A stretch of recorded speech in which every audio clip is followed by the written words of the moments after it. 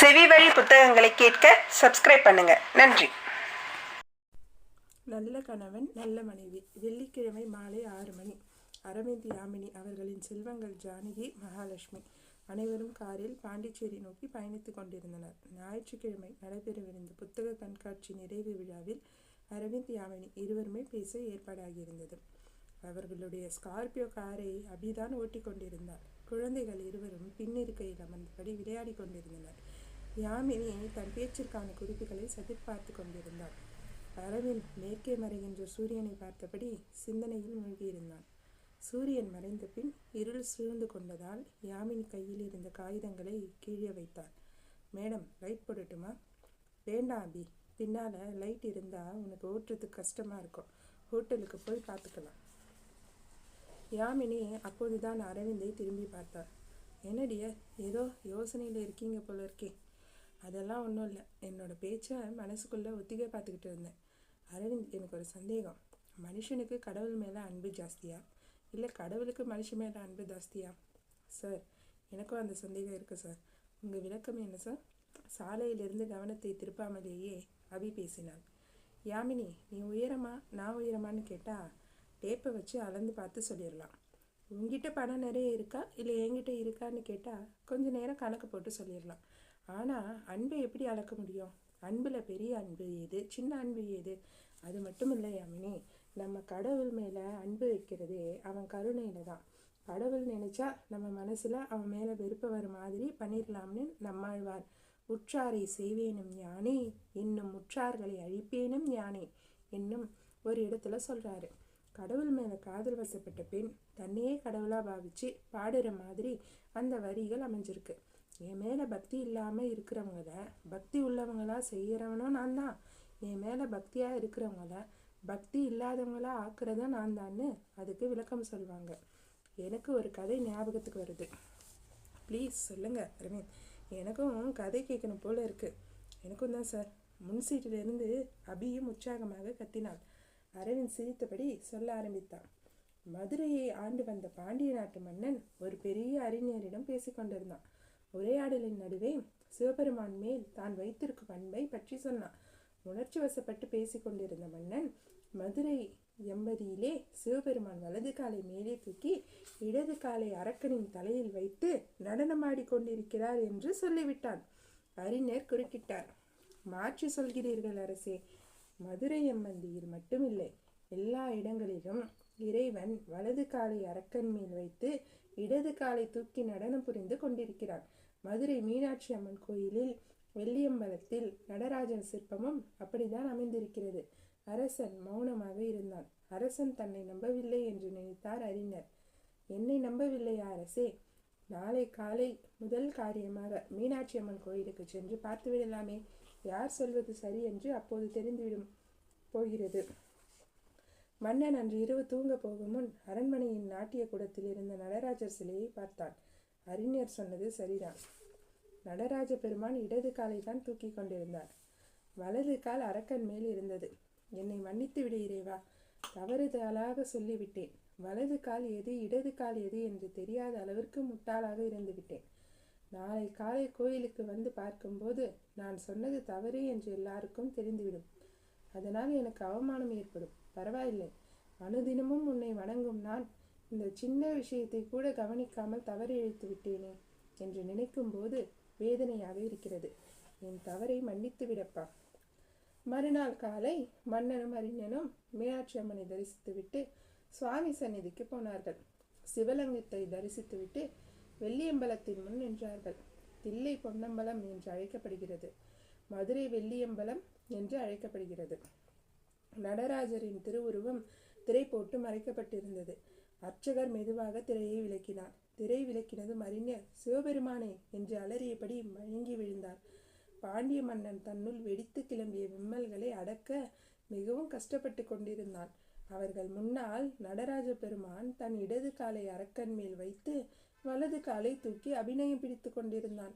உலகில் இருக்கும் 1000 சிலைகளில் இடது பாதத்தை தான் தூக்கி வைத்திருப்பார். இடது பாதம் தூக்கி ஆடும் என்று தொடங்கும் ஒரு தமிழ் பாடலே இருக்கிறதே, காலம் உள்ளளவு ஊழி தாண்டவத்தில் லயித்திருக்கும் அந்த அன்பு தெய்வம் தன்னுடைய பக்தனின் மனம் நோகக்கூடாது என்ற ஒரே காரணத்திற்காக நடனத்தை ஒரு நொடி நேரம் நிறுத்தி காலை மாற்றி வைத்து கொண்டிருந்தது. அந்த செயலின் மூலம் இறைவன் விடுக்கும் செய்தி தெள்ளத் தெளிவாய் நம் செவிகளில் விழுகிறது. நான் எந்த காலை எங்கே வைத்திருக்கிறேன் என்பதை விட என் பக்தனின் மனம் நோகக்கூடாது என்பதுதான் எனக்கு முக்கியம். மன்னன் சொன்னது தவறுதான் என்றாலும் அது அன்பால் விளைந்த தவறல்லவா? அதனால் அந்த தவறு எனக்கு மிகவும் உகந்தது. சரி, கணவன் இப்படி என்றால் மனைவி எப்படி இருப்பாள்? தந்தையே கருணை கடலாக இருந்தால் தாய் எப்படி இருப்பாள்? அவள் இந்த உலகத்திற்கே தாய் அல்லவா? ஜெகன்மாதாவல்லவா? அன்பின் மிகுதியினால் அவள் அடித்த கூத்தை கேளுங்கள். மதுரையை நாயக்கர்கள் ஆண்டு கொண்டிருந்த காலம் அது. நீலகண்ட தீட்சிதர் என்ற சிறந்த அறிஞர் அமைச்சராக பதவி வகித்து வந்தார். தீட்சிதர் சிறந்த பக்திமான். சிவபெருமான்மான் சிவ லீலார்வணவம் என்ற வடமொழி நூலை இயற்றியிருக்கிறார். அவர் சிறந்த கவிஞரும் கூட. ஒரு வெள்ளிக்கிழமை காலை நீலகண்ட தீட்சிதர் மதுரை மீனாட்சி அம்மனை தரிசிக்க வந்தார். அமைச்சர் பெருமகனார் வந்திருக்கிறார் என்பதால் மற்ற பக்தர்களை உள்ளே அனுமதிக்கவில்லை. அர்ச்சகர் அம்பாளுக்கு 108 பெயர்களை சொல்லி அர்ச்சனை செய்து கொண்டிருந்தார். அந்த 108 பெயர்களில் ஒன்று நீல சீராயை நம, அதாவது கருத்த கூந்தலை உடையவளே உன்னை வணங்குகிறேன் என்று பொருள். ஆனால் பாவம், அந்த அர்ச்சகர் அவ்வளவாக படிக்காதவர். வடமொழி வல்லமை போதாது என்றாலும் அன்னை மீனாட்சியை தன் தாயை போல் நினைத்து அன்பு பாராட்டுபவர். நீலச்சிகிராயை நம என்ற நாமவழி அவர் மனதில் சரியாக பதியவில்லை. அவர் நிலைச்ச குதிராயை நம என்று சொல்லி குங்குமம் போட்டார். நிலைச்ச குதிரை என்றால் ஒரே இடத்தில் இருக்கும் குதிரை என்று பொருள். அதாவது குழந்தைகள் வைத்து விளையாடும் மரக்குதிரை என்று அர்த்தம். கருத்த கூந்தலுடையவளே என்பதற்கு பதிலாக மரக்குதிரையின் மேல் அமர்ந்திருப்பவளே என்று பொருள்படும்படியாக சொல்லிவிட்டார். அதுவும் தமிழும் இல்லாமல் வடமொழியும் இல்லாமல் கலந்து கட்டி சொல்லிவிட்டார். நிறுத்தும், உடனே நிறுத்தும். அமைச்சர் சிம்ம குரலில் உருமினார். அம்பாளின் அஷ்டதோத்திரத்தை கூட சரியாக சொல்ல முடியாத நீர் எப்படி ஐயா அர்ச்சகரானீர்? என்ன தைரியம் உமக்கு? அம்பாளையே அவமானப்படுத்தி விட்டீரே. என் தெய்வத்தை மரக்குதிரை மேல் உட்கார்த்து விட்டீரே. உம்முடைய குரு யார்? உமக்கு இப்படி தப்பு தப்பாக சொல்லி கொடுத்தது யார்? அர்ச்சனையை நிறுத்தும். உம்முடைய குருவிடம் போய் அம்பாளுடைய 108 பெயர்களை பிழை இல்லாமல் கற்றுக்கொண்டால் ஒழிய நீர் கோயிலுக்குள் நுழைய முடியாது. யார் அங்கே? இந்த அர்ச்சகரை வெளியில் தூக்கி போடுங்கள். எந்த காரணம் கொண்டும் இவரை கோயிலுக்குள் அனுமதிக்காதீர்கள். அமைச்சரின் சேவகர்கள் அர்ச்சகரை கோயிலை விட்டு வெளியேற்றினார்கள். மற்றொரு அர்ச்சகர் அழைத்து வரப்பட்டார். தீட்சிதர் தரிசனத்தை முடித்துக்கொண்டு வெளியேறினார். வெளியேற்றப்பட்ட அர்ச்சகர் நாளெல்லாம் அழுது கொண்டிருந்தார். அவர் தினமும் அம்பாளுடன் ஏதாவது பேசி கொண்டிருப்பவர். அம்மனின் மேல் தன் உயிரையே வைத்திருப்பவர். ஆனால் இப்போது வார்த்தை பிசைக்கிய குற்றத்துக்காக அமைச்சரால் அவமானப்படுத்தப்பட்டு வேலை இழந்து மானத்தை இழந்து தெருவில் நின்று கொண்டிருந்தார். கண்கள் கண்ணீரை சொரிந்து கொண்டே இருந்தது. தெருவில் இருந்தபடியே பரமேஸ்வரியிடம் பேச ஆரம்பித்தார். எங்கும் விரும்பி நிற்கும் அந்த அன்பு தாயால் அவர் பேசுவதை கேட்க முடியாதா என்ன? அம்மா தாயே, என்னை மன்னித்துவிடு. அமைச்சர் செய்தது சரிதான். அவள் மேல் தவறில்லை. நான் தான் என் அறியாமை காரணமாக உன்னை அவமதித்து விட்டேன். என்னம்மா செய்வது? நான் என்ன நமது அமைச்சரை போல் படித்தவனா? எனக்கு என்னம்மா தெரியும்? வளவெளவென்று உன்னோடு பேச தெரியும். அழுதபடி உன்னை சதா பார்த்து கொண்டிருக்க தெரியும். விஷயம் தெரியாமல் உன்னை புண்படுத்தி விட்டேன் அம்மா. எனக்கு உள்ள தண்டனையை கொடுத்து விடம்மா. ஆனால் தாயே, நான் உன்னை பார்க்க கோயிலுக்குள்ளே வரக்கூடாதாமே? உன்னை பார்க்காமல் என்னால் எப்படி அம்மா இருக்க முடியும்? முன்போல் உன்னை அருகில் இருந்து பணி செய்ய அருள் புரியம்மா. இல்லை, நான் அர்ச்சகனாக வர வேண்டும் என்று விரும்பவில்லை. அதெல்லாம் படித்தவர்கள் பிழைப்பு. எனக்கு எதற்கு அதெல்லாம்? அர்ச்சகரின் உதவி ஆளாக அவர் கேட்கும் பொருட்களை எடுத்து கொடுக்கும் சாதாரண எடுபிடியாக இருக்கிறேன் அம்மா. உன் பெயரை சரியாக உச்சரிக்கும் ஒரு நல்ல மனிதருக்கு நாய் போல் வேலை பார்க்கிறேம்மா. அப்போதுதான் அடுத்த ஜென்மத்திலாவது உன் பெயரை திருத்த சொல்லும் வல்லமை எனக்கு கிடைக்கும். அம்மா, உன்னை நாள் முழுவதும் பார்த்து கொண்டே இருக்க வேண்டும் என்று இந்த பொல்லாத மனம் விரும்புகிறது. வேறு ஒன்றும் வேண்டாமே தாயே. உன்னை பார்க்க முடியவில்லை என்றால் நான் உயிர் வாழ்வதில் எந்த அர்த்தமும் இல்லை. அன்று இரவு அமைச்சரான நீலகண்ட தீட்சிதர் நெடுநேரம் பூஜை செய்துவிட்டு படுக்க போனார். அவருக்கு ஒரு விசித்திரமான கனவு. மதுரையின் அரசி மீனாட்சி 10 வயது பெண்ணாக காட்சியளித்தாள்.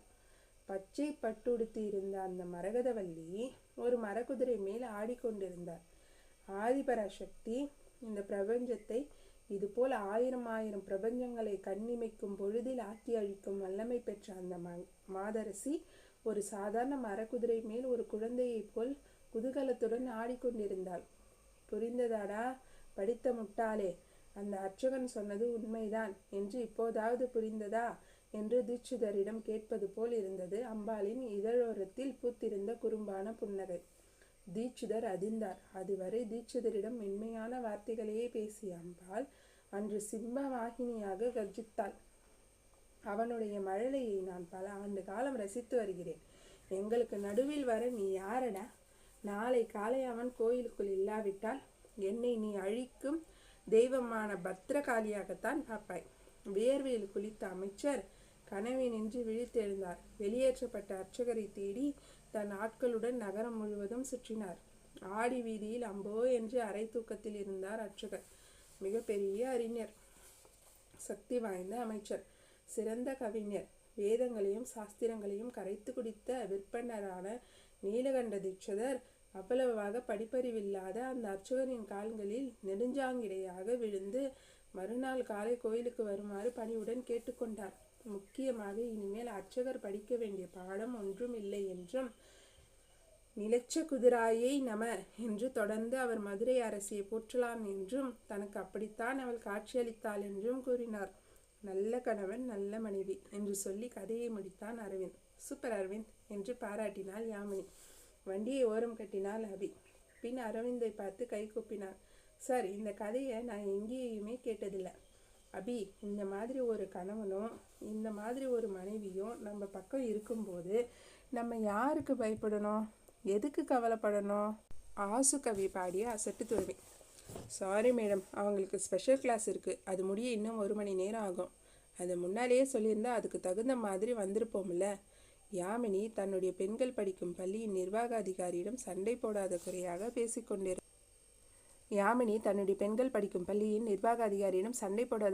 பேசிக்கொண்டிருந்தாள். அதை எப்படி மேடம் சொல்ல முடியும்?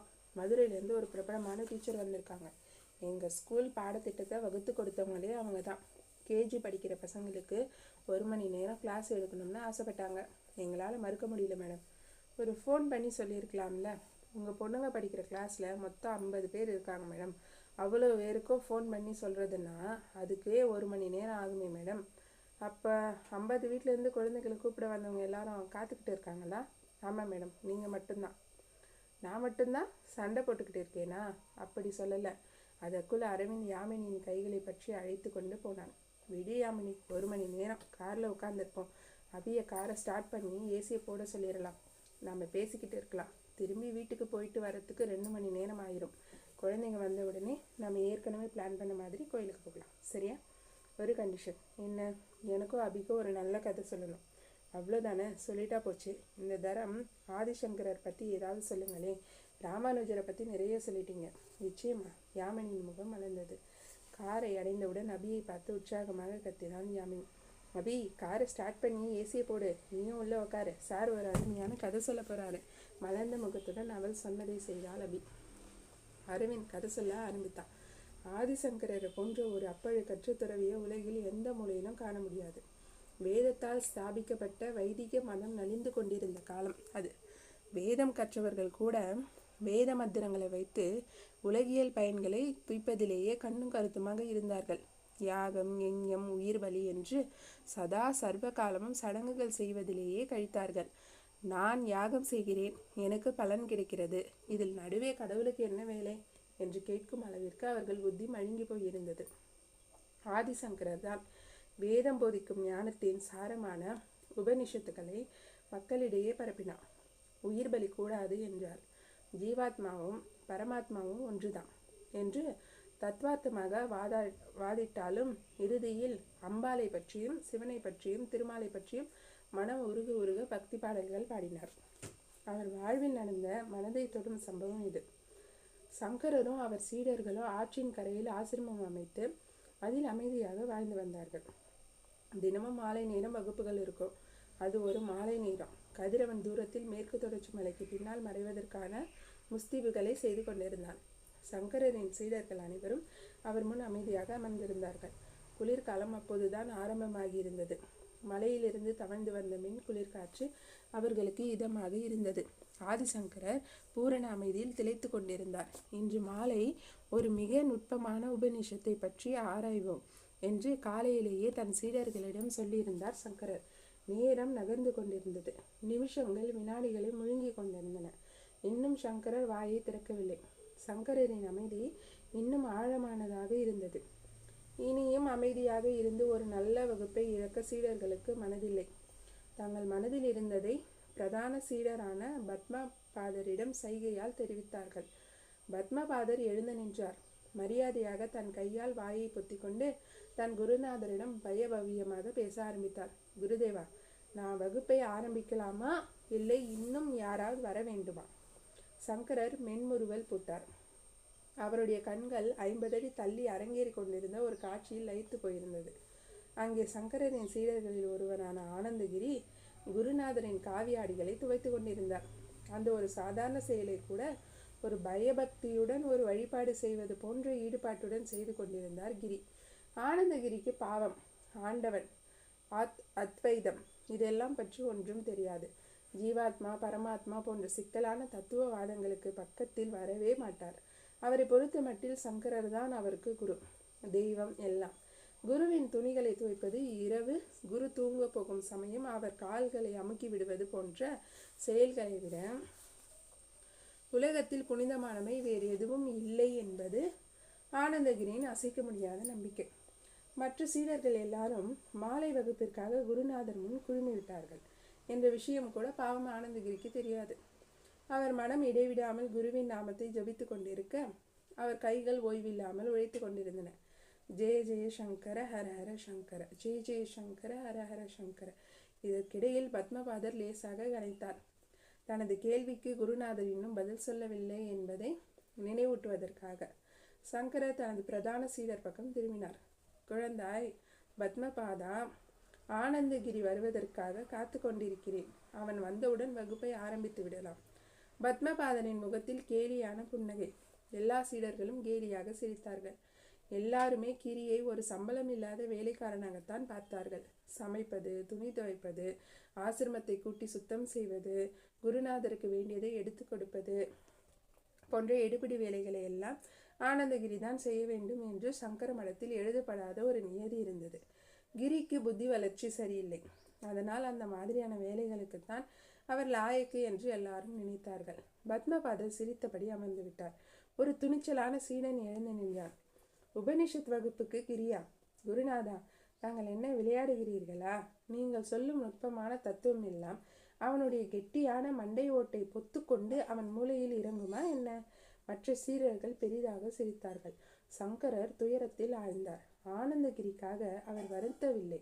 ஆன்மீக அகங்காரத்தில் மூழ்கியிருந்த மற்ற சீடர்களுக்காக வருந்தினார். அந்த தூய துறவி மெதுவாக முகத்தை திருப்பி ஆனந்தகிரியை பார்த்தார். குருநாதனின் காவி ஆடையை நன்றாக துவைத்து கசக்கிவிட்டு அதை கொடியில் உலர்த்துவதற்காக தன் தோளில் மாலை போல் போட்டு கொண்டிருந்தார் கிரி. திடீரென்று அவர் உடல் நடுங்கியது. அவரது இதயத்திற்குள் ஒரு பூகம் அடித்தது.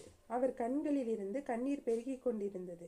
குருநாதரின் காசாய ஆடை அவர் கழுத்தை மாலையாக அலங்கரித்திருக்க வெறி பிடித்தவரை போல் சங்கரரை நோக்கி ஓடினார் ஆனந்தகிரி. குருநாதரை பார்த்து கைகளை குப்பினார். மடத்தில் எடுப்பிடி வேலை செய்பவர், வேலைக்கார துறவி என்று பெயர் பெற்றவர், மந்தபுத்திக்காரர் என்று மற்ற சீடர்களால் இகழப்பட்ட ஆனந்தகிரியே வடமொழியில் தன் குருநாதர் மேல் அற்புதமான கவிதை மழையை பொழிய தொடங்கினார். அதுவும் அவர் தேர்ந்தெடுத்தது தோடகம் என்ற பிரிவை சேர்ந்த சந்தம், இருப்பதிலேயே மிக கடினமானது. வடமொழியில் பிறவி கவிஞர்கள் கூட அந்த சந்தத்தில் கவிதை இயற்ற தயங்குவார்கள். ஆனால் இந்த மந்தபுத்திக்காரரிடம் எந்த தயக்கத்தையுமே காணும். சரியான இடத்தில் சரியான வார்த்தைகள் தாமாகவே வந்து உட்கார்ந்தன. ஆனந்தகிரியின் குரல் ஒரு சிம்ம முழக்கமாக மேற்கு தொடர்ச்சி மலையில் எதிரொலித்தது. மாதிரிக்கு முதல் ஒரு கவிதையை கேளுங்களேன். விதிதாகில சாஸ்திர சுதா ஜலதே மகிதோபஷித கதிதாத்த நிதே ஸ்ருதாயே கலையே விமலம் சரணம் பவசங்கர தேசிகமே சரணம். தெய்வ குரல் படைத்த நமது MS அவர்கள் இந்த பாடலை பாடியிருக்கிறார்கள். அந்த குறுந்தகடு கிடைத்தால் இந்த கவிதையின் நயமும் அதில் பொதிந்திருக்கும் ஓசை நயமும் நன்கு தெரியும். இதன் பொருள், நமது புனிதமான நூல்களின் அமிர்த கலசமாக இருப்பவரும் நமது உபனிஷத்துகளில் பொதிந்துள்ள அர்த்தங்களின் பொக்கிஷமாக இருப்பவருமான சங்கரராகிய தங்களுடைய பாதங்களை தியானிக்கிறேன். தங்களை போற்றி தங்களிடம் அடைக்கலம் நாடுகிறேன். 8 பாடல்கள் அடங்கிய இந்த தொகுப்பிற்கு தோடகாஷ்டகம் என்று பெயர். 8வது பாடலில் குருநாதருமே தன் மனதில் இருந்த அன்பை எல்லாம் கொட்டுகிறார் கிரி. நான் அறிவில்லாத மூடன், உங்களுக்கு கொடுப்பதற்கு பொன்னோ பொருளோ இல்லாத வறியவன். என்றாலும் என் குருவும் தெய்வமும் ஆகிய தங்கள் அருளை என்மேல் பொழிய வேண்டும். எனக்கு உங்கள் பாதங்களை விட்டால் வேறு கதி இல்லை. இந்த கவிதை வெளியுலகிற்கு பரவிய போது ஆனந்தகிரி மிக சிறந்த கவிஞனாக போற்றப்பட்டார். 8 கவிதைகள் அடங்கிய இந்த படைப்பு தோடகாஷ்டகம் என்று போற்றப்பட்டது. யாருமே எடுத்து ஆளாத தோடக சந்தத்தில் இவர் சரளமாக கவி பாடியதால் தோடகாச்சாரியார் என்று அழைக்கப்பட்டார். சங்கர மடத்துக்கு கிளைகள் நிறுவப்பட்ட போது வடக்கே உள்ள மடத்தின் பீடத்தை தோடகாச்சாரியார் அலங்கரித்தார் என்று வரலாறு கூறுகிறது. அது ஒரு புறம் இருக்கட்டும், தொடங்கிய காட்சிக்கு வருவோம். ஆசுகவி பாடிக்கொண்டே வந்த ஆனந்தகிரி பாடி முடித்ததும் தன் குருதேவரின் கால்களில் மயங்கி விழுந்தார். ஆன்மீக அகம்பாவத்தின் அபாயங்களை உணர்ந்த மற்ற சீடர்கள் ஆனந்தகிரியின் கால்களில் விழுந்து மன்னிப்பு கேட்டனர். அன்று ஆதிசங்கரர் உபனிஷத்தை பற்றியும் தத்துவ விசாரணை பற்றியும் ஒரு வார்த்தை கூட பேசவில்லை. என்றாலும் அவருடைய சீடர்கள் அன்று தங்கள் வாழ்வில் மிக முக்கியமான பாடம் ஒன்றை கற்றார்கள். அரவிந்த், இப்படி கதை சொன்னா கதை கேட்டுக்கிட்டே இருக்கணும் போல இருக்கு. ப்ளீஸ் இன்னொரு கதை சொல்லுங்களேன். ஆமாம் சார், எனக்கும் இன்னும் கதை கேட்கணும் போல இருக்கு சார், ப்ளீஸ். அபியும் யாமினியும் சேர்ந்து கொண்டு கெஞ்சாத குறையாக கேட்டார்கள். எனக்கும் சொல்ல ஆசைதான், ஆனால் அங்கே பாரு, ஜானகி மகாலட்சுமியும் ஓடி வராங்க. வா போய் கூட்டிக்கிட்டு வருவோம். மகாராணிக்கு தங்க காலனி. யாமினியும் அரவிந்தும் 3 மணி நேரமாக விவாதித்து கொண்டிருந்தார்கள். தாய் மகள் உறவை வைத்து யாமினி ஒரு நாவல் எழுத திட்டமிட்டிருந்தாள். அதன் கதை சுருக்கத்தை ஒரு பிரபல பதிப்பகத்திற்கு அனுப்பியிருந்தாள். அவர்கள் அதை ஏற்றுக்கொண்டார்கள். 6 இலக்கத்தில் முன்பணம் தரவும் இசைந்திருந்தார்கள். அந்த அளவு முன்பணம் யாமினி அதுவரை வாங்கியதில்லை. 500 பக்க நாவலிற்கான 10 பக்க கதை சுருக்கத்தை படித்து பார்த்தான் அரவிந்த். அவர்கள் இருவரும் கடந்த 3 நாட்களாக அந்த நாவலை பற்றித்தான் பேசிக்கொண்டிருக்கிறார்கள். அரவிந்தின் ஈடுபாட்டையும் நுட்பமான உணர்வுகளையும் பார்த்து அசந்து போய்விட்டாள் யாமினி. கடந்த 3 மணி நேரத்தில் அரவிந்த் கதை பற்றிய குறிப்புகளை சொல்ல வேகமாக எழுதி கொண்டிருந்தாள் அவள். இதுவரை 50 பக்கங்கள் எழுதியாகிவிட்டது. தாய் மகள் உறவை பற்றி இவனுக்கு எப்படி இவ்வளவு தெரிந்தது? இத்தனைக்கும் அரவிந்த் சிறு வயதிலேயே தன் தாயை இழந்தவன். தந்தையை தவிர வேறு உறவுகள் கிடையாது. எல்லா உறவையும் அனுபவிச்சுத்தான் தெரிஞ்சுக்கணும்னா நாம் எந்த உறவை பற்றி தெரிஞ்சுக்க முடியாது. கண் முன்னால் நடக்கிறத கொஞ்சம் கூர்மையாக பார்த்தா நல்ல ஞாபகம் வச்சுக்கிட்டா போதும். அது போக நான்சி ஃப்ரைடே மாதிரி நாவலாசிரியர்கள் எழுதின புத்தகங்களில் இந்த உறவை ரொம்ப ஆழமாக சொல்லியிருக்காங்க. அதில் ஒரே குறை, பாலுணர்வு அதில் கொஞ்சம் தூக்கலாக இருக்கிறது தான். TH லாரன்ஸ் கதைகளில் பெண்ணோட மனசை ஓரளவுக்கு தெரிஞ்சுக்கலாம். யாமினியின் பிரமிப்பு அடங்கவில்லை.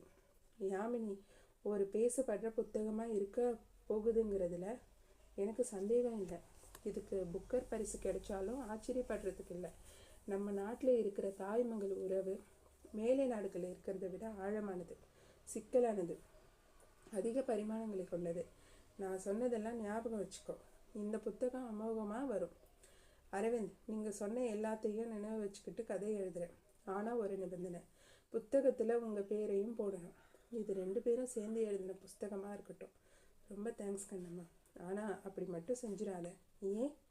இப்போ நீங்கள் 50 பக்கத்துக்கு சொன்ன விஷயம் தானே இந்த புஸ்தகத்தோட உயிர் கரு. இருக்கலாம் கண்ணு, ஆனால் இந்த கருவை சுற்றி கதை எழுதுறது லேசான காரியம் இல்லை.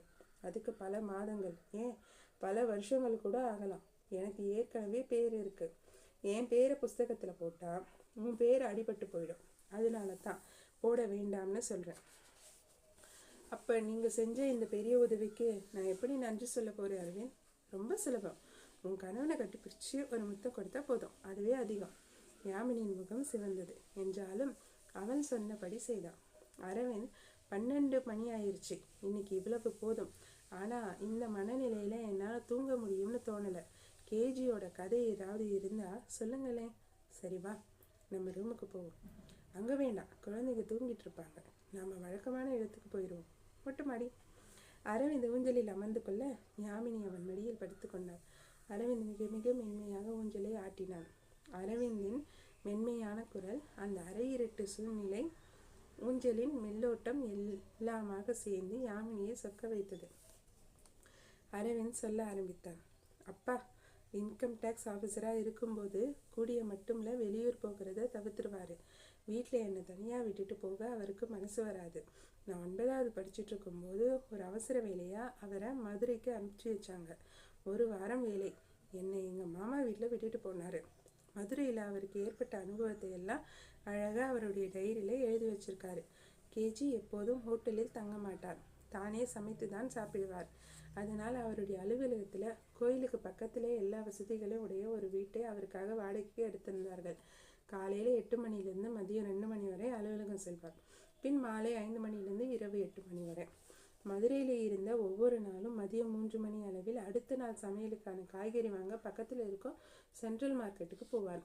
அங்குதான் அவர் சரவணனை சந்தித்தார். சரவணனுக்கு 28, 29 வயது இருக்கும். அவர்கள் குடும்பத்திற்கு சொந்தமான காய்கறி கடையை பார்த்து கொண்டிருந்தான். ஆங்கில இலக்கியத்தில் முதுகலை பட்டம் பெற்றிருந்த போதிலும் அவனுக்கு வெளியே சென்று வேலை செய்ய பிடிக்கவில்லை.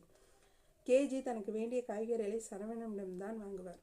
அங்கே பொருட்கள் தரமாக இருக்கும். சரவணன் பேரம் பேச அனுமதிக்க மாட்டான். ஆனால் அவன் நிர்ணயிக்கும் விலை நியாயமானதாக இருக்கும். அந்த வெள்ளிக்கிழமை கேஜி மார்க்கெட்டுக்கு போக கொஞ்சம் தாமதமாகிவிட்டது. சரவணன் கடையை அடைத்த போது மாலை மணி 4. கேஜி வழக்கம் போல் காய்களை வாங்கினார். சார், 1/2 கிலோ கத்திரிக்காயும் 1/2 கிலோ தக்காளியும் வாங்கியிருக்கீங்க. இந்த 2 காயிலையும் இன்னும் 1/2 கிலோவுக்கு காசு கொடுங்க சார். மிச்சம் இருக்கிற காயெல்லாம் உங்களுக்கு தான். எப்படியும் ஒவ்வொன்றிலும் இன்னும் 3 கிலோவுக்கு குறையாமல் இருக்கும். கேஜியால் அந்த சலுகையை மறுக்க முடியவில்லை. அவருக்கு தேவைப்பட்டது போக மீதமுள்ள காய்களை பக்கத்து வீட்டுக்காரர்களுக்கு கொடுத்து விடலாம். இப்போது கேஜிக்கு சந்தேகம் வந்தது. எப்போதும் விலை விஷயத்தில் கராராக இருக்கும் சரவணன் இன்று மட்டும் ஏன் இப்படி அள்ளி தர வேண்டும்? ஒருவேளை தான் வருமான வரித்துறையில் வேலை பார்ப்பதை அறிந்து இப்படி செய்கிறானோ? பின்னால் தன்னிடம் ஏதாவது சலுகை எதிர்பார்ப்பானோ?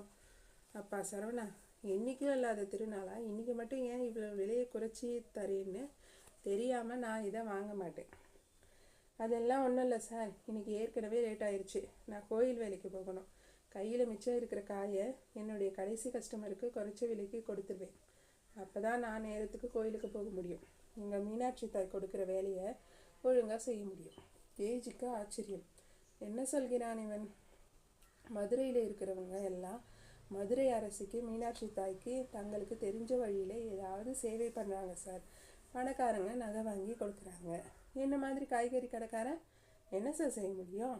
தினமும் 4, 4:30 மணிக்கு கோயில் சூப்பரண்ட் ஆஃபீஸுக்கு போயிடுவேன் சார். அவர் என்ன வேலை கொடுக்குறாரோ அது செய்வேன் சார். வெளி பிரகாரத்தை கூட்டணும்னா சொல்லுவாங்க, இல்லை உள் பிரகாரத்தை முழுகணும்னாலும் சொல்லுவாங்க. எதுவாக இருந்தாலும் சரி, தினமும் 2 மணி நேரம் எங்கள் மகாராணிக்கு வேலை செஞ்சாதான் சார் எனக்கு சோறு இறங்கும். கேஜி உருகினார். ரொம்ப பெருமையாக இருக்குது சரவணா. நீ எந்த குறையும் இல்லாமல் 100 வருஷம் அமோகமாக வாழணும்ப்பா. அப்புறம் ஒரு சின்ன உதவி செய்ய முடியுமா? சொல்லுங்கள் சார். கோயிலுக்கு போகிற வழியில் தான் நான் தங்கியிருக்கிற வீடு இருக்குது. என்னால் இந்த பையை தூக்க முடியல. நீ கொஞ்சம் தூக்கிட்டு வந்தா இதை வீட்டில் போட்டுட்டு நானும் உன் கூட கோயிலுக்கு வந்துடுறேன். இந்த கோயிலை பற்றி தெரிஞ்சுக்கணும்னு ஆசையாக இருக்குப்பா. தாராளமாக சார். 2 நிமிஷம் இருந்தீங்கன்னா நான் கல்லா கட்டிட்டு கடையை அடைச்சிட்டு வந்துடுறேன். 20வது நிமிடம் சரவணனும் கேஜியும் மீனாட்சி அம்மன் கோயில் நிர்வாக அதிகாரியின் அலுவலகத்தின் முன் நின்று கொண்டிருந்தார்கள். அன்று சரவணனுக்கு வடக்கு ஆடி வீதியின் ஒரு பகுதியை கூட்டி சுத்தம் செய்யும் பணி கொடுக்கப்பட்டது. 2 நீளமான துடுப்பங்கள், கைப்பிடியுள்ள ஒரு பிளாஸ்டிக் தட்டு மற்றும் ஒரு வாளி சரவணனிடம் தரப்பட்டன. அப்போதுதான் மாலை தரிசனத்துக்காக கோயில் நடை திறக்கப்பட்டிருந்தது. வடக்கு ஆடி வீதியில் அங்கொன்றும் இங்கொன்றுமாக ஆட்கள் தென்பட்டார்கள். சரவணன் துடுப்பத்தை கையாண்ட விதமே அழகாக இருந்தது.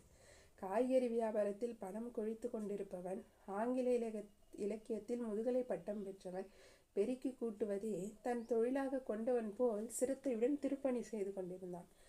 அவன் வேலை செய்து கொண்டிருந்த இடத்திற்கு பக்கத்தில் அமர்ந்து கொண்டு கேஜி கோயிலை பற்றி பல விஷயங்களை கேட்டு தெரிந்து கொண்டார். சரவணனின் குடும்பம் 5 தலைமுறைகளாக மதுரையில் வசித்து வருகிறது. அதனால் கோயிலை பற்றி அவனுக்கு நிறைய விவரங்கள் தெரிந்திருந்தது. சரவணா, கோயில்கள் கடவுள் பற்றி உருக்கமான கதையெல்லாம் நான் சேகரிச்சுட்டு வரேன். மீனாட்சியை பற்றி உனக்கு ஏதாவது கதை தெரிஞ்சா சொல்லேன். சரவணன் யோசித்தான். அவன் கைகள் லாகவகமாக கூட்டி கொண்டிருந்தன. 2 கைகளிலும் தொடப்பத்தை பிடித்தபடி அழுத்தமாக கூட்டினான். பின் சேர்ந்த குப்பையை பிளாஸ்டிக் தட்டில் சேகரித்தான். அது நிறைந்தவுடன் அதை வெளியே சிந்தாமல் வாளியில் கொட்டினான். எங்கள் தாத்தா எனக்கு ஒரு கதை சொல்லியிருக்காரு. உண்மையில நடந்தது. ஆனால் அது கொஞ்சம் நீளமாக இருக்குமே, பரவாயில்லையா? உங்களுக்கு நேரம் இருக்கா? எனக்கு 7 மணி வரைக்கும் ஒரு வேலையும் கிடையாது. நீ சொல்லு. காலம் 1812. அப்போது இந்தியா ஆங்கிலேயர் ஆட்சியில் இருந்தது.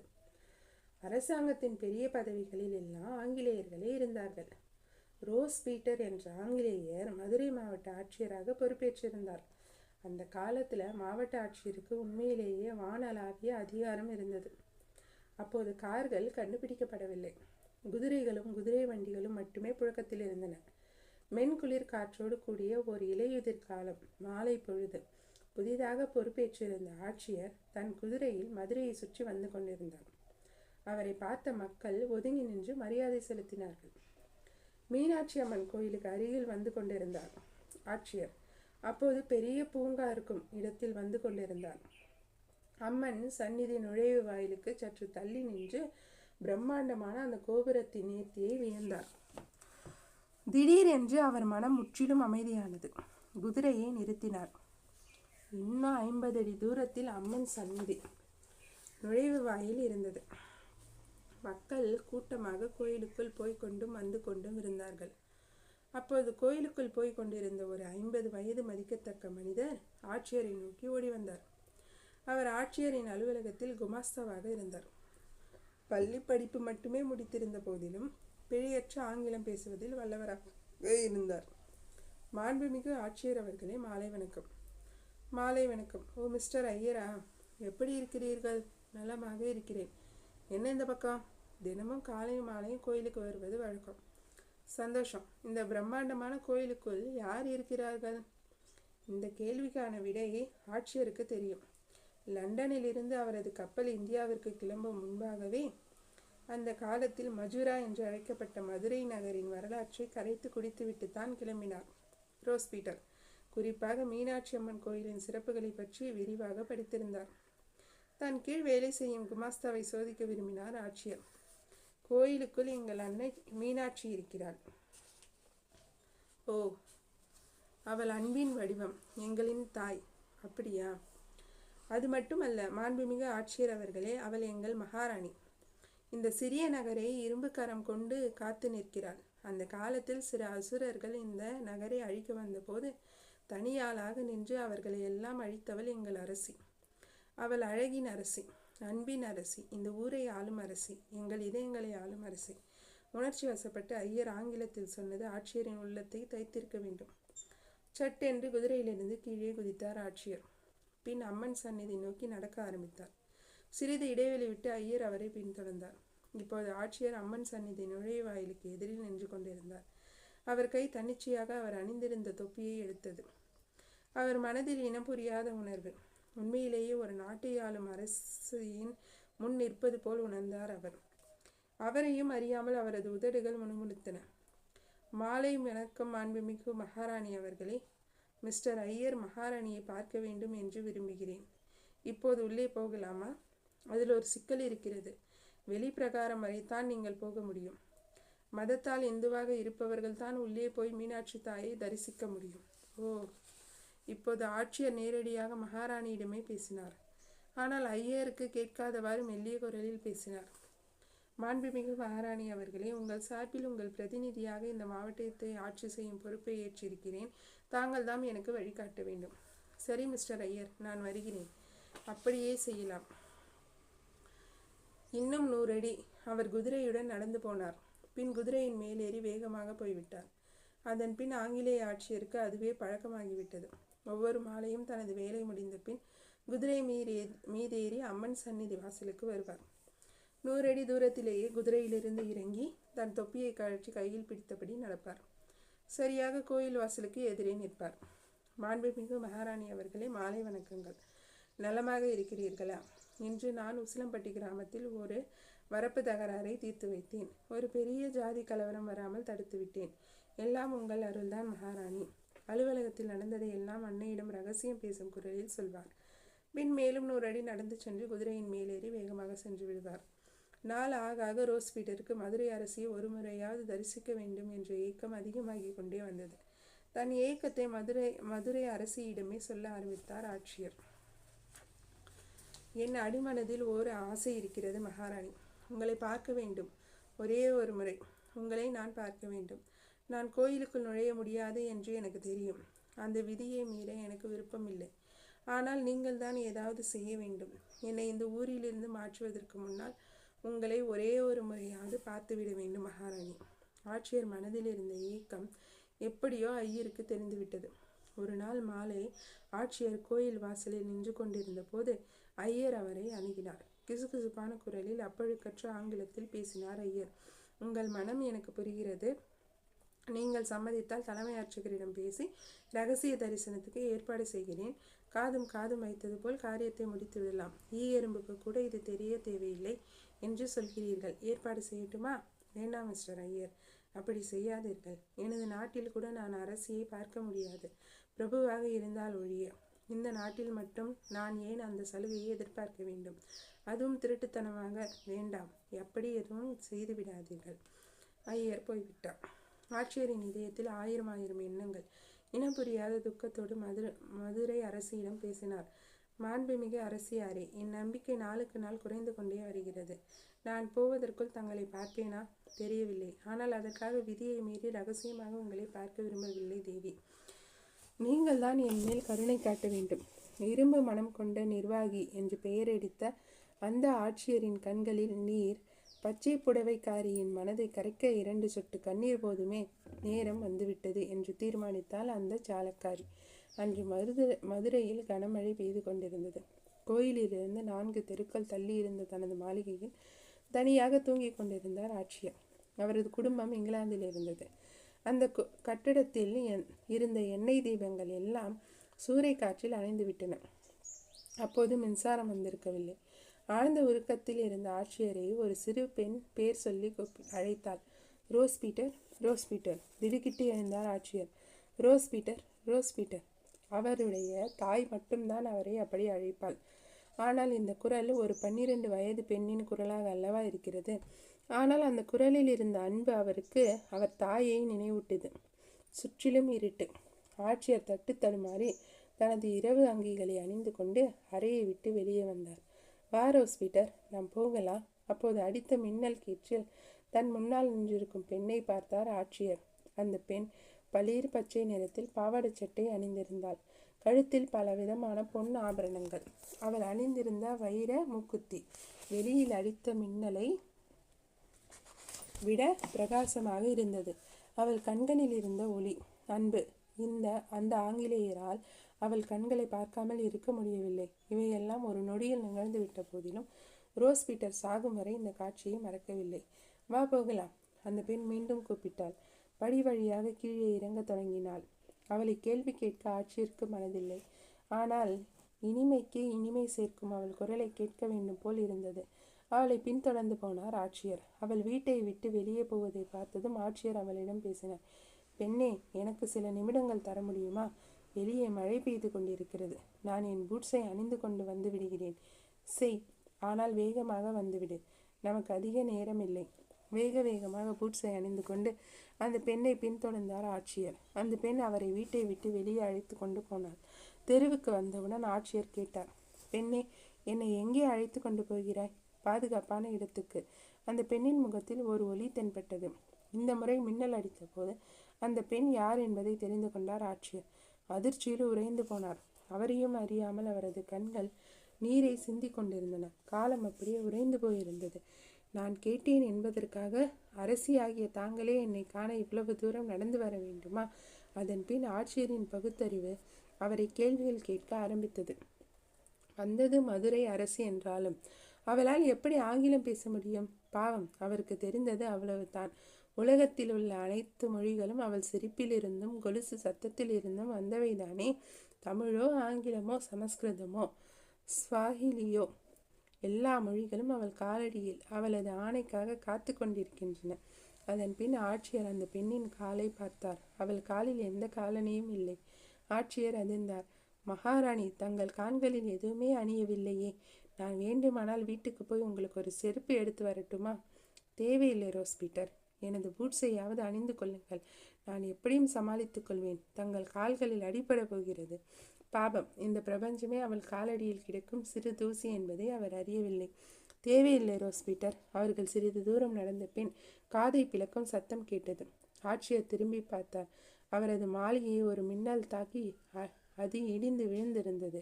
கடவுளே, நான் உள்ளே இருந்திருந்தால் என்ன ஆகியிருக்கும்? முன்னால் நடந்து போய் கொண்டிருந்த உருவத்தை பார்த்தார் ஆட்சியர். பார்க்க முயற்சி செய்தார்.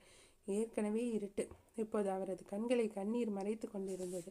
இப்போது அந்த பெண் ஓடிக்கொண்டிருந்தாள். ஆட்சியர் அவரை தொடர்ந்து ஓடினார். மகாராணி, மகாராணி, என் உயிரை காப்பாற்றி விட்டீர்கள் மகாராணி. ஆட்சியர் பார்த்து கொண்டிருக்கும் போதே அந்த பெண் கோயிலுக்குள் ஓடி மறைந்து விட்டாள். என்ன நடந்திருக்கிறது என்பதை அந்த ஆங்கிலேயர் அறிந்து கொள்ள சிறிது நேரமானது. உங்களை பார்க்க முடியவில்லையே என்று அவர் ஏங்கியதால் அவருக்கு தானே முன் வந்து தரிசனம் கொடுத்திருந்தாள் மதுரையின் அரசி. அதுபோக இடிந்து விழவிருந்த கட்டடத்திலிருந்து அவரை வெளியே அழைத்து கொண்டு போய் அவருக்கு உயிர் பிச்சையும் கொடுத்து தன் உன்னதமான அன்பை வெளிப்படுத்தியிருந்தாள் அந்த மரகதவள்ளி. மகாராணி, மகாராணி, மகாராணி என்று சித்தபிரமை பிடித்தவரை போல் புலம்பிக் கொண்டிருந்தார் ஆட்சியர். மறுநாள் காலை 6 மணி அளவில் ஐயர் கோயிலுக்கு வந்தபோது மாவட்ட ஆட்சியர் இரவு அங்கியுடன் பூட்ஸ் அணிந்தபடி கோயில் வாசலில் பிதற்றி கொண்டிருப்பதை பார்த்தார். காலை வணக்கம் ஆட்சியர் அவர்களே. என்ன நடந்தது? ஆட்சியரின் குரலில் வழக்கமான கம்பீரம் இல்லை. அது மிகவும் பலவீனமாக இருந்தது. காலை வணக்கம் மிஸ்டர் ஐயர். இரவு நடந்த நிகழ்வுகளை விளக்கினார் ஆட்சியர். கடவுளே, அம்பாலே நேரில் வந்தாளா? நீங்கள் கொடுத்து வைத்தவர் இல்லை, நீங்கள் தெய்வ அருள் பெற்றவர்.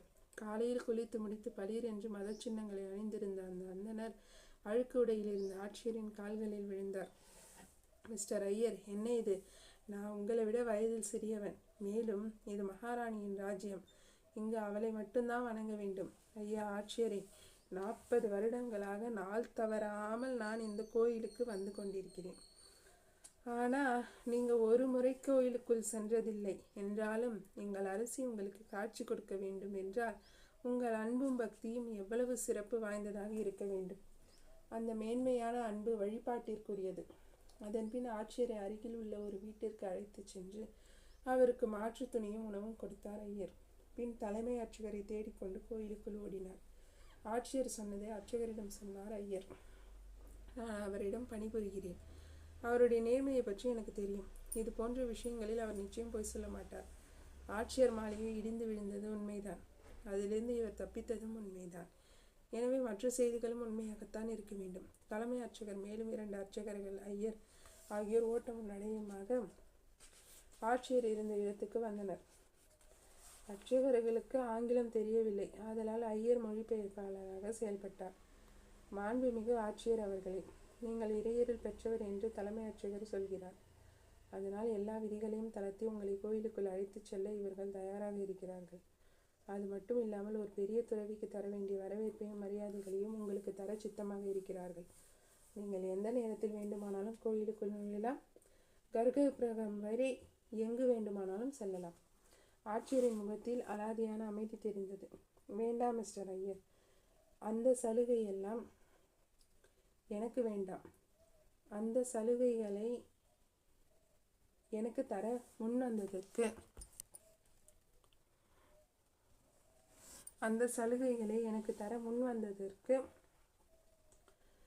அர்ச்சகர்களுக்கு என் சார்பில் நன்றி சொல்லுங்கள். நான் இந்த மாவட்டத்தின் ஆட்சி பொறுப்பில் இருக்கிறேன். அதுவும் இந்த மகாராணியின் பிரதிநிதியாக. இந்துக்கள் அல்லாதவர்கள் இந்த ஆலயத்திற்குள் நுழையக்கூடாது என்ற புனிதமான சட்டத்தை காக்க வேண்டிய கடமை எனக்கு இருக்கிறது. நானே அந்த சட்டத்தை மீறலாமா? ஆட்சியரின் சொற்களை அர்ச்சகர்களுக்கு மொழிபெயர்த்தார் ஐயர். தலைமை ஆட்சியர் பதில் பேசவில்லை. ஆட்சியரை பார்த்து கைகூப்பினார். மிஸ்டர் ஐயர், இன்று நான் உயிருடன் இருப்பதற்கு காரணம் மதுரையின் அரசிதான். அவர்களின் கருணை இல்லை என்றால் நான் நேற்றே செத்திருப்பேன். என் உயிரை காத்த அன்னைக்கு என் நன்றி கடனை செலுத்த விரும்புகிறேன். அரசுக்கு ஏதாவது ஒரு பரிசு தர விரும்புகிறேன். எந்த மாதிரியான பரிசு வேண்டும் என்று அவர்களை கேட்டுச் சொல்லுங்கள். ஐயர் அர்ச்சகர்களோடு சில நிமிடங்கள் பேசினார். தங்கத்தால் ஏதாவது ஆபரணம் செய்து போட்டால் காலாகாலத்துக்கும் நிலைத்து நிற்கும் என்று தலைமை அர்ச்சகர் சொல்லுகிறார். ரோஸ் பீட்டர் கண்களை மூடிக்கொண்டு யோசித்தார். சில மணி நேரங்களுக்கு முன் பார்த்த அந்த பெண்ணின் உருவம் அவர் முன் நிழலாடியது. மிஸ்டர் ஐயர், அரசியிடம் இல்லாத நகையா? என்னை காப்பாற்ற வந்தபோது எனக்காக பாவம் அரசியார் தனது கால்கள் தரையில் பட நடந்தார்கள். கடவுளே, அவர்கள் மனதில் எவ்வளவு அன்பு இருந்தால் அப்படி செய்திருப்பார்கள். நான் பிழைக்க வேண்டும் என்பதற்காக தன் காலை புண்ணாக்கி கொண்டார்களே, பாவம் அவர்கள். காலில் எத்தனை கற்கள் பட்டிருக்கும். அவர்கள் ஏன் இதை செய்ய வேண்டும் மிஸ்டர் ஐயர்? என்றாலும் எனக்காக அவர்கள் வந்தார்கள். இந்த உலகத்தையே அவர்களுடைய சிறிய கால்களில் வைத்தாலும் என் நன்றி கடன் தீராது. ஆனால் இந்த உலகம் எனக்கு சொந்தமில்லையே. இனி ஒரு முறை அவர்கள் இதை போல் யாரையாவது காப்பாற்ற போக வேண்டியிருந்தால் பாவம், அவர்கள் வெறும் காலில் நடந்து துன்புறக்கூடாது என்பதற்காக மகாராணிக்கு தங்கத்தால் ஆன காலணிகளை காணிக்கையாக கொடுக்கலாம் என்று இருக்கிறேன். அதற்கான ஏற்பாடுகளை செய்கிறீர்களா மிஸ்டர் ஐயர்? ஐயர் ஆட்சியரை நோக்கி கைகூப்பினார். அவர் கண்கள் கண்ணீரால் நிறைந்திருந்தது. ஆட்சியரின் வார்த்தைகளை அர்ச்சகர்களுக்கு மொழிபெயர்த்து சொன்னதும் அவர்களும் ஆட்சியரை நோக்கி கைகூப்பினார்கள். கலெக்டரின் விருப்பம் நிறைவேற்றப்பட்டது. எங்கள் மதுரை அரசிக்கு தங்கத்தால் ஆன காலணிகளை செய்து கொடுத்தார்கள். இப்போது கூட அன்னை திருவிழா நாட்களில் ஊர்வலம் செல்லும் போது அந்த இங்கிலீஷ்காரர் கொடுத்த காலணியை அணிந்து கொள்கிறார். அதில் ரோஸ் பீட்டர், கலெக்டர் ஆஃப் மஜூரா என்ற ஆங்கில எழுத்துக்கள் இன்றும் மின்னிக் கொண்டிருக்கின்றன. இது நடந்து 200 வருடங்கள் ஆகியும் அந்த ஆங்கிலேயரின் பெயர் அன்னையின் காலடிக்கு அருகிலேயே இருக்கிறது. எங்கள் அரசிடம் இருக்கும் நகைகளுக்கு கணக்கே இல்லை. இப்போது கூட புதிதாக ஒரு வைர கிரீடம் செய்து வைத்தார்கள். ஒவ்வொரு திங்கட்கிழமையும் அன்னை அதனை அணிந்து கொள்கிறாள். அது பல கோடிகள் மதிப்புள்ளது. அவள் இதயத்திற்கு அருகே அணியும் வைரங்களும் வைடூரியங்களும் விலை மதிப்பில்லாதவை. என்றாலும் அவள் காலில் அணியும் இந்த காலணிகள் தான் அவள் இதயத்திற்கு இன்னும் அருகில் இருக்கின்றன. அன்பு மகன் கொடுத்த பரிசல்லவாது. அப்படிப்பட்ட ஒரு அரசிக்கு சேவகம் செய்வது என்பது என்னை பொறுத்த மட்டில் இந்த நாட்டை ஆள்வதை விட புனிதமான பணியாகும். அதனால்தான் நான் எம்ஏ படித்திருந்தாலும் இந்த பணியை விரும்பி செய்கிறேன். துடுப்பங்களோடு நின்று கொண்டிருந்த சரவணனை நெஞ்சார தழுவி கொண்டார் கேஜி. அப்பப்பா, இந்த மாதிரி ஒரு கதையை கேட்டதே இல்லை அரவிந்த். கண்ணம்மா, இப்போ மதுரையில் திருவிழா நடக்குது. மீனாட்சி சுந்தரேஸ்வர் கல்யாணம் 2 நாளைக்கு முன்னால் தான் நடந்தது. அந்த மகாராணி நமக்கெல்லாம் அமைதியை தரட்டும், நம்ம மனசை அன்பால நிரப்பட்டும். அவன் மடியில் படுத்தபடியே அவனை இழுத்து அணைத்து கொண்டாள் யாமினி.